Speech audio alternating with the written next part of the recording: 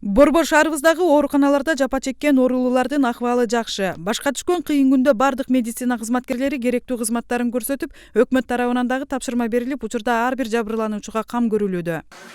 Бүткүл азыр мамлекет тарабынан дагы, өкмөт башчысы тарабынан дагы бул атайын көзөмөлдө.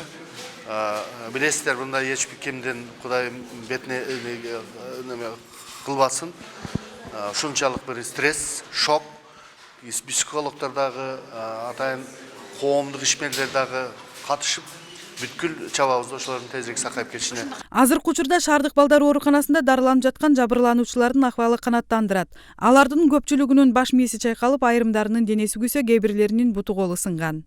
Булар кечөөнкү авиакатастрофадан түшкөн балдардын бизде 7 жатат, анан бири мамаша жатат, апасы менен 2 баласы мененчи. Алардын бүгүнкү күндө акыбалдары кечөөнү шоковый состояние болуп аткан, бүгүн кичине эметип атат, уже кээ бирлери уже осознать этип атат да, ошо кечээ эмне болгонун баарын эметишипчи. Анан бүгүнкү күндө акыбалдары жакшы эле.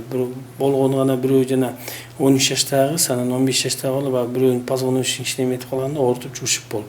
Экинчисинин буту сынган, ошо бутуна жалып жатат, анан калгандары баары туруктуу эле абалдар. Улуттук госпиталга жалпысынан 2 оорулуу түшкөн. Алардын бири Бакыт Олжобаев 1 айдан бери тууганынын үйүндө убактылуу жашап жаткан. Дарыгерлердин айтымында оорулуунун акыбалы азыр жакшы.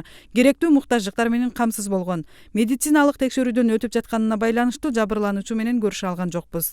Баягы тигилди, жарылган жер.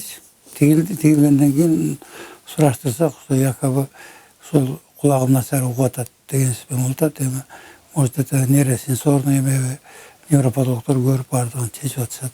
Мындан ары да кырсыктан улам кыйналгандарга муктаждыктар менен камсыз кылып, керектүү чаралар көрүлөрүн өкмөт башчылары айтышууда. Кымбат Амир кызы, Ренат Элеманов, Сентябрь.